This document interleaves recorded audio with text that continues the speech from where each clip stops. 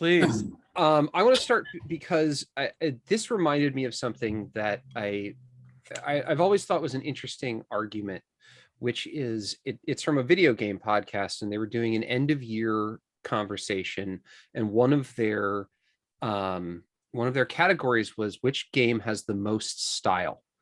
And so they're having this argument back and forth about which game should win this category for which game has most style. And eventually the guy who's in charge, the editor-in-chief, realizes that they're having two different arguments. And the argument that they're having is most style versus best style. And he says, the thing is, this category is called most style. It's not called best style. And you're arguing about whether or not the style is good this, and you need to pick which one, whether it's, and that's how I felt about this movie. This movie has the most style, but I don't think it's the best style. Like I really graded against the style in this movie most of the time. Also, how many close-ups do you want to see? Because holy shit, it's just going to be close-up after close-up after close-up, just every fucking scene.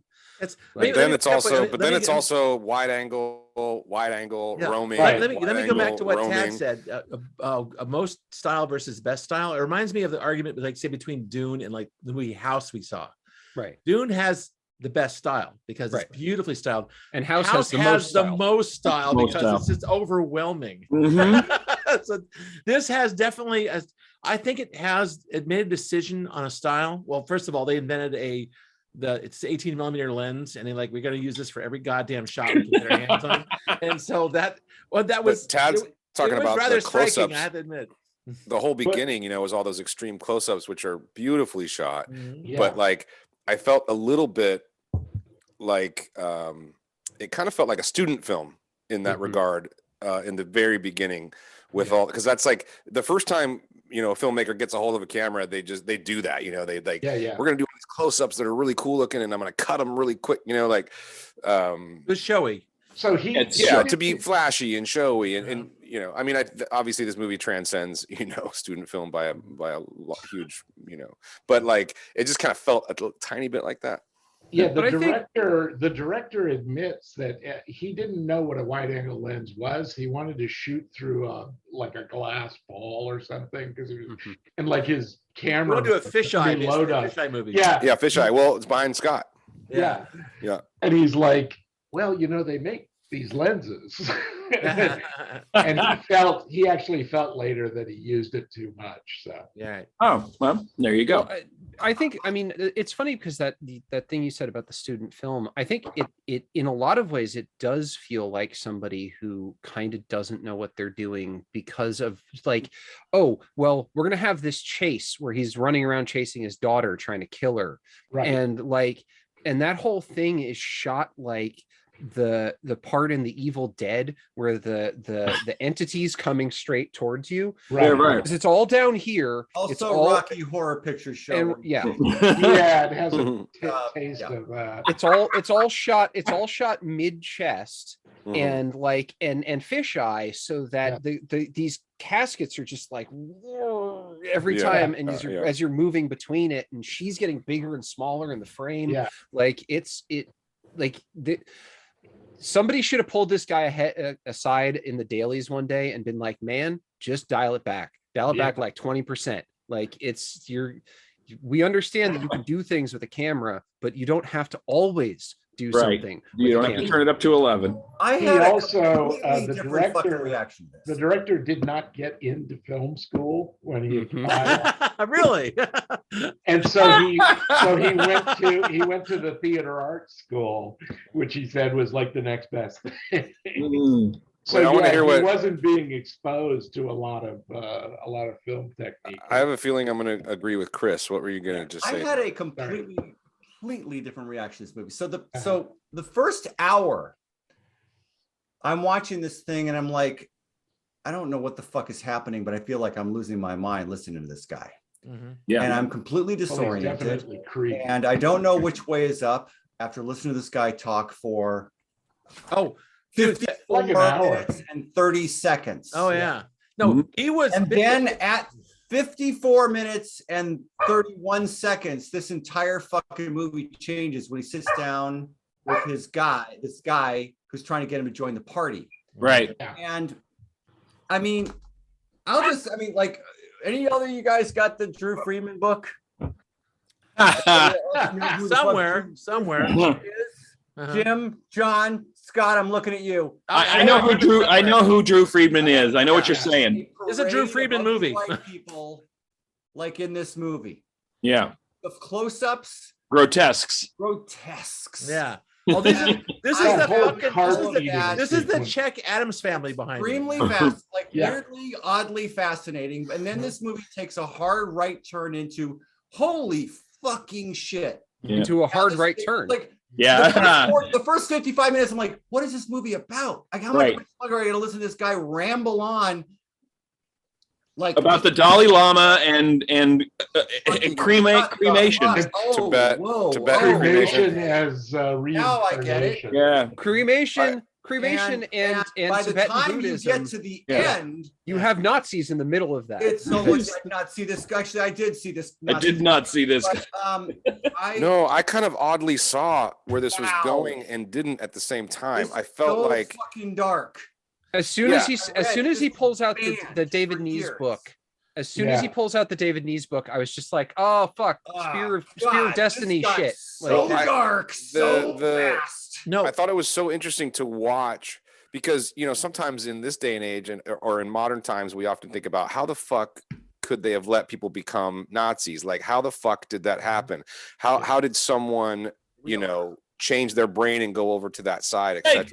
Like this. And here we're seeing someone do it in real time almost. And it's like they played to his weakness, which was, by the end of this movie, I had such a weird pang like in my chest of like, oh, this guy's gonna just go kill, like he's gonna light fire to 3 million Jews all at once and love it. Like he's just going to be like he's gonna be their guy. He's the right man for the job. He's that other fucking Nazi movie Jim made us watch. There's gonna be 1,200 Jews in a room, and he's gonna be pushing the button and be so happy about it. And it was terrifying. But honestly, the carnival of the grotesque that threaded through this movie was, I don't know, like it definitely pushed a few of my buttons on. I enjoyed that part. It's a freak show before the whole Nazi thing starts happening. The first, like you said, I'm glad you timed it, Chris. The first hour or 54 minutes or whatever, it's already a goddamn freak show. Well, yeah, he's walking around with a hard-on for cremation, like in his life. Like that. I think I have. He's so duplicitous and mendacious that it's like, oh, I don't drink, and he won't let anybody drink at that party. That keeps putting out the cigars or smoke. Or smoke. And then he's like drinking and going to a whorehouse. Yeah, exactly. Then there's that. There's putting the pictures in his wife, like hiding the photos. The whore. He's finally at that bar and he drinks that other person's drink too. Like he's finally just snapping. He's just like I'm a teetotaler. Woohoo! Kind of thing. I abstain. But okay, the thing about this film, and this was made in Czechoslovakia in 1969, and this film, there's a structure to it. I'm not saying you missed it or not, but there is it's Hegelian dialectics. The first half of the film sets up the main character as this dude who has his own worldview. Like, cremation is life and life is death and recirculating. What in God's holy name are you blathering about? Yeah, but the thing is, it was a lot of blah blah blah blah blah, and that guy was never stopped talking. It was like astounding how much I got fucking talk. But he was establishing a worldview that he. Except when he was combing his hair. Yeah, he thought cremation was sacred, death was sacred. It was all the bringing in the Dalai Lama and the circle of life and the whole the mystic thing. Then. Okay, that's thesis. Antithesis is the Nazis. Yeah. They come in and say, no, dude, first of all, you're amazingly cool, talented. We need to get you guy in the party and you need to start killing a bunch of people. And then the synthesis is the last half of the part of the film. It's what he transforms into at the end.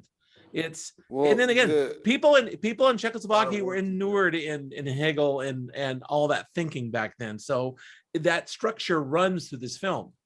And his the synthesis of him at the end is this perfectly self-aware, perfectly adjusted Nazi who's going to go to Germany and design ovens. Killed his he's absolutely kills his whole family because they were like 1/4 Jew or whatever. It was a consultant. Yeah, without a thought, because he's completely like self-actualized by the end of the movie. Yeah, he is. Like he's become he drives away happy. It's the goddamnest thing. Yeah. And I really, really liked this film for many reasons. If I had to critique it at all, it would be that I thought a lot of it was sort of repetitive, and the theme was so sort of like his character, even it was a little like heavy-handed, I want to say. Repetitive, by what I mean, and what I mean is it's wonderful. Like this performance by this man is incredible. He's a good actor. It's tremendous. It's so creepy. It's definitely one of the creepiest characters I've ever seen on screen. Oh, come on. At some point I was like, oh, this is a horror film, you know? Yeah. 2/3 of the way in, I'm like, oh, it's a horror film. No, dude, he's Uncle Fester. He's Gomez Adams. Come on. To that point, to that point, John, the music in this movie. The music in this movie is exquisite. The music is so fucking fitted to intense the creepiness or intensify the creepiness. Well, yeah, I'll give you that. Like, let me follow up on that, Jared, and say also the fact that there's virtually no sound effects. It's basically a silent film with recorded dialogue being spoken. Right. Yeah. There's nothing else. Yeah, I love I love the boxing match, and there's no sound. That's great. Yeah. It gives it that total disconnected, otherworldly feel. Yeah. I think they just shot it all handheld with I'm sure an Aeroflex C. No, but, and it's 100% ADR, right? Yeah, 100%. Although Jared put a picture up in the chat of the two girls, and it was just like, come play with us. Exactly. Yeah. Jared nailed that one pretty much. But although the club with all blonde hostesses, Jesus. Yeah, the cards out and was showing all the cards. I'm like, Nazi bordello. Yeah. I totally get it. He was easy to recruit. That's all I can tell know. you. I'm like, I see Cindy Sherman. I mean, like, there's so many avant-garde photographers that I saw here. I also thought a great double bill with this would be The Loved One. I've almost. I keep coming back to that one. I've almost picked that several times. Yeah. So yes. On one hand, Bud Court, I completely agree with everything Tad said about like it's a lot of like too much style. Yeah. But it was for me a surfer. I didn't. It was more just the carnival of the grotesque that this movie was in. Like it was like watching a dream until the 55-minute mark, and suddenly it does this. It reveals what it is. And they stuck the landing. I mean, that ending when he walks out of the building. They're going to take care of the daughter for him. Yeah, and I was like, don't worry about it. We got this squared away. Yes. I was truly disturbed, and it takes a lot to disturb me in a picture. Like, for Jared, the disturbing scene for me was when he was walking his son to the cemetery, and first of all, it happens twice, but he kept touching his head and stroking his head. He does that all the combing time. his hair. There's too much head touching in this. Yeah, it was head touching all over the place. Yes. It was like this neck touching inside the personal space thing, and his son was kind of weird anyway. So it was like, well, he even has a almost uncharacteristic moment, to be honest, but where he kind of advances on his cleaning woman at one point, and you're kind of like, does he want to fuck her or kill her? And it's okay. So now I want to ask my two questions. By all means, two questions. First question: how many people did he kill before his family? Because I think all those fucking urns in there that have all the dead people, or that have all the, I think he killed all those people. I think he's been killing people. I think he's been killing people for years. I disagree. I like this. I think he kills his wife like that. There's no hesitation. Like she doesn't even hesitate. Right. But that's what I'm saying. He didn't kill anybody before. Well, I think that, but he wasn't already dead. He didn't cremate anyone who was dead before he met the Nazis. The point is the Nazis. The point and then the second question, changing him. Go ahead, take it. The second question is, do you actually think at the end of the movie he's going to design death chambers for the Nazis, or do you think he's getting put into a death chamber? Because I think they looked at this guy. Way on that one. I think they looked at this guy and they said, "This guy's too crazy for us." Yeah. Oh no! Exactly. Oh no! You know, I'm bad. No, I think like I said earlier, I think he's pushing the button. Yeah, they're like, this is the guy we need. We saw Conspiracy. This dude was the end of the fucking table in that movie, man. He really was. Yeah, but those people are all bureaucrats. This guy's too is a crazy. This guy wrote. Yeah. This guy wrote the outline for doing the ovens that was written. It was read by Was it not Borman, but Eichmann. Yeah, and then he gets shoved into the oven first. Himself. Thank you for building. Thank you for designing this. Thank you for designing everything. I don't know, man. Also, we know you're part Jewish. Yeah. Right. I'm with Tad. Yeah, I think you're right, Tad. I think he purged his Judaism. In a way, this is a guy that, like, you know, this would be a story of how somebody gets radicalized on the internet now. It's not going to be somebody with any power. It's just going to be some crazy guy. Yeah. You know, he's a lone wolf. Yeah. They're not going to give him. They're not going to trust him with anything. The other thing that this would be a good double bill with is Mr. Death. And if you haven't seen Mr. Death, it's wonderful. Sure. And this would be a perfect double bill with that, because that's who that guy is. He's the same guy. That's the documentary, right? The Errol Morris stock. Yeah, the Errol Morris documentary. No, okay, they might eventually kill him, but they're not going to kill him before he designs all the ovens. Then they're going to they'll get what they need. Sure. I don't know. I took it as he's an employee now. Yeah. But I know he's crazy, but that's what they need. I mean, to be that kind of person, you probably have to be a little bit crazy. The Germans are always going to look down their noses at Czechs anyway. He's never going to, be a party member in a real earnest way. Well, he was a party member, but yes, in Czechoslovakia. In Czechoslovakia, yeah. Right. Just say, Jim, I never ever fucking heard of this movie before. Same here. Yeah, I mean, heard about it, but that's it. Really I've never surprised me. seen it. You've never seen it? I've never seen it. Oh, wow. God. Well, I was cursing your name, Jim. It's like halfway. I'm like, here we go.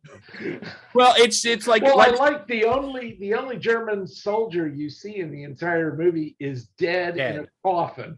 Yeah. And he's wearing a pre-World War II uniform. Yes, in an accurate uniform. His buddy, the one that tries to get him to sign the guy from World War I. Yeah. Like he's. Yeah. By the way, this isn't Jim's Nazi corner anymore. This has become Jim's Nazi wing. Pretty much. This is a third of the house. It is a fully furnished wing. But now it was with, interesting I've never seen a movie talk about. So you were talking about his friend who kind of recruited him, right? To hear how his friend talked about the Jewish people, I had never really heard that kind of talk in a film before, or like. It was something. And that was shocking to me, or just very like they don't know what they're doing. They're Also, like that the approach the Nazis had to the Jews was almost like mathematical. You know what I mean? It was like there was this was more visceral, I think. Yeah, this was more visceral, but that was like. And of course, they don't understand anything. They don't. Yeah, they don't. That was the line that got me. And they don't have to. What was the line about? They don't know what's best for themselves, or something like that. Right. Like, they don't know it sounds like good. this. It sounds like the American South, really. And so. Who do you think they learned it from? Yeah, shit. But they got all their euthanasia the thing with Kenneth Branagh that we watched. Yeah, whatever. Conspiracy, as I mentioned earlier. This perfectly lined up with that. Yeah, it did. Yeah. There's another. It doesn't feed to Heydrich, but it gets also. Close to feed to Heydrich. There's a Heydrich quote in it. Yes. At the end, he's talking about laughing hyenas or whatever. Oh yeah, that's right. Is that Heydrich? That's Heydrich, yeah. Damn. Okay, that's like 5 times, dude. Yeah. Are you happy with yourself? That's 5 times.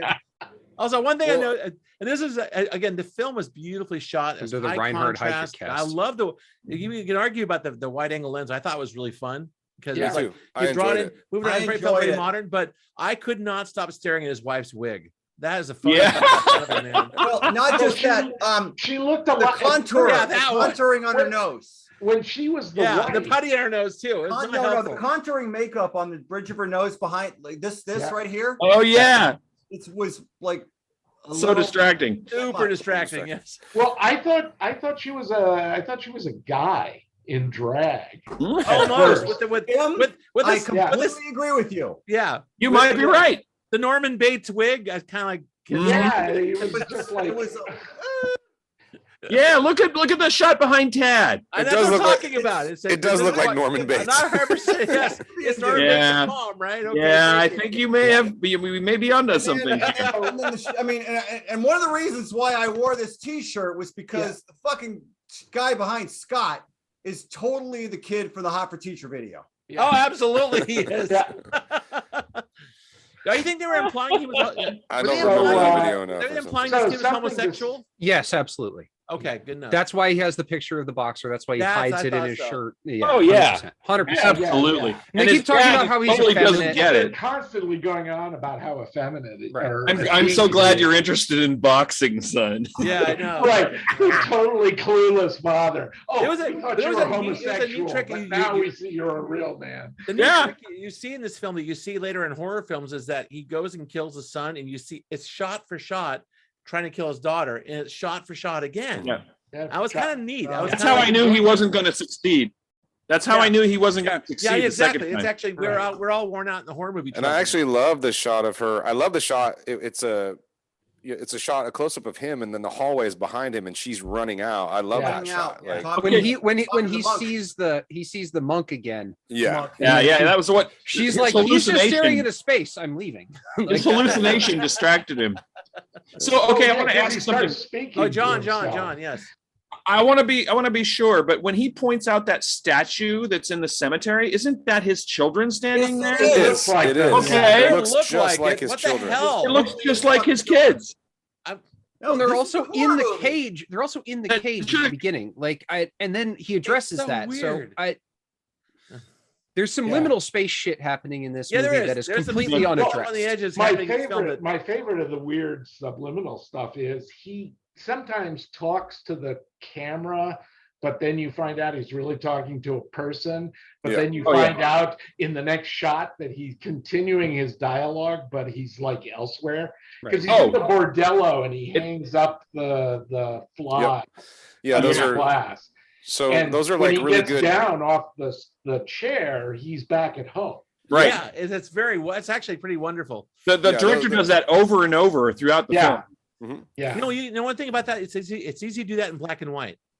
You know those are just good. Those are what we call like planned in-camera transitions. So as you're directing, it's good storyboarding. Yeah, as you're directing on set, you've already cut the picture in your mind, and it's kind of brilliant, really. Like if you can get away with it. Sometimes it feels a little forced or cheap, but I didn't think so here. I thought it was creative. ADR helps. ADR helps it too. Yeah, because you can do those. You can do those L cuts. Yeah, or L cuts. Yeah, lots of those. What's the? I lost it. So just to mention, the director is Jewish, and so is the guy who wrote the novel that it's based on. Just to give you a little. Both of these were based on. What's his name? Fuck. Yeah. Fuck. Yeah. Okay. Fuck. That's the guy's name. Fuck. Right. Is that how you say it? It's Fuchs, actually. Oh, sure it is. All right. Frankenstein. But anyway, Frankenstein. When the academic was talking about him, he was really into genre movies. He liked horror movies, and he wanted to make some. And he was also a friend with another Czech New Wave guy, the animator, Schwenkmeyer, who did the Baron Munchausen, the first Baron Munchausen. Wow. Story before Gilliam. Yeah. I definitely watched some Fritz Lang, you can tell. Yeah. Oh yeah. Love Fritz. No, I'm kind of in Tad's camp as far as the style of the thing, that it was very off-putting for me. Just the grotesquerie and the. I loved that part. I guess you loved it. It reminded me a little bit. What's that French director? What's that French director that did like Delicatessen and all those movies? Jean-Pierre Jeunet. Yeah. It kind of rubs me the wrong way the way that guy does. It's personal. It's a personal style thing. I'm not saying he makes bad movies or this is a bad movie for that reason, but it's just. Jean-Pierre Jeunet is amazing though. I mean, Amelie's not. Amelie was the best movie that came out that year. Sorry, Amelie didn't do his usual shtick. No, this is Gomez, Wednesday, and Huxley, and then there's Alien 4. Sorry, Alien 4 is a piece of shit. Alien 4 is his shtick. I think they got repeats of dubs of Addams Family in Czechoslovakia. That's all. No, it was sure. I mean, but this is Wednesday behind Scott's shoulder is fucking Wednesday Addams. Right. Yeah. Wednesday Addams. That kitty was so cool. But I was worried. The second the cat showed up, I was worried for the cat's safety. Especially when he's like playing. All we need is another gay. He says he's going to cremate his cat. That's what he says. He does. He literally says that. But I think he's like, I'm going to cremate this little sweetie. No one said the banality of evil yet, but I mean, like, into the ether. Way. Yeah. Also, what did it mean that the fact this that is past that? This is not banal at all, dude. He had those 2 carp in his bathtub, and he wouldn't kill him himself. He had to have the house. What was that about? Was that just? Why did he just want to kill him himself? What's going on? Weird liminal space shit. Okay, there it is. You know, it's like he doesn't drink and he's whoring on his wife. It's like, I know, but he doesn't want to kill her. Hang herself. Yes. Mm-hmm. And she kind of went along with it too. It's like, okay, I'll get on the thing. She went along with it. What the fuck? I know. Well, that's what just makes it more creepy. I love that. And I love the sets. Like the bathroom was amazing. And the I love their main room where like the door has the wallpaper as well. I love that too. It was kind of fun. I want one of those. The door is right here. This is the door. You can't tell where the kitchen is. Hello. Yeah, that's amazing behind. Yeah, that's pretty incredible. That's probably That's why I think those are all people he killed. No, I'm just thinking it's an actual. It's probably not a set. It's probably an actual location too. Yeah. Oh yeah. It's a columbarium. This was shot in real real crematories. Yeah. Okay. Yeah. Some of those dead bodies were actually dead bodies. Oh wow. Oh, I didn't know that. That's and what was with the? Did you guys notice how? I mean, it's pretty not subtle, but when he first starts taking the nails out of the trunk, the first time it sounds real, and then by the second or third one, it's people screaming. Yeah. Oh, really? Yeah. When he's taking out the nails, you know, because yeah. Like the first time it's like that. Yeah, the first time it's like a because it's like a real nail coming out. Right. But by the second or third coffin, it's it's like these like. Oh my God! I gotta go back. No, I swear, it's not. I'm not joking. It's like the souls. It's like the dead. It's like the souls of dead people screaming. Like my Lord, jeez. Yeah. Well, that's the only sound effect in the movie. So pretty much he went for it. Pretty much, yeah. But it's cool because you actually see the progression. It's weird. Yeah. Well, and also the sort of similar to that, I loved the right after he kills his wife and there's all of the steam that just comes out of the when he comes out of the bathroom. Right. And then he is somehow in the room already, and then hallucinatory monk him comes walking out of the steam. It's very to announce his transformation. Right. Yes. Yeah, he is the Dalai Lama. Yeah. I was gonna I was gonna say that this is one of those movies where I hated it while I was watching it, but having this discussion now I kind of like it. Yeah, same thing. I did the opposite thing, John. I watched it and I fell asleep during the thing because I was like, the guy was just I did have to turn it off and take a little nap. And then I came back the next day, rewound it halfway through, and it was fucking brilliant. So that's the thing. Once it's like, oh, this is where it's going. Yeah, like it gets there. It gets there efficiently. Yeah, it does. Yeah. All right. Well, I guess we can do thumbs at this point. That was really something, man. Big up. All right. Never heard of it. 10 o'clock. Glad I saw it. I can't hate either of these movies specifically because they don't waste your time.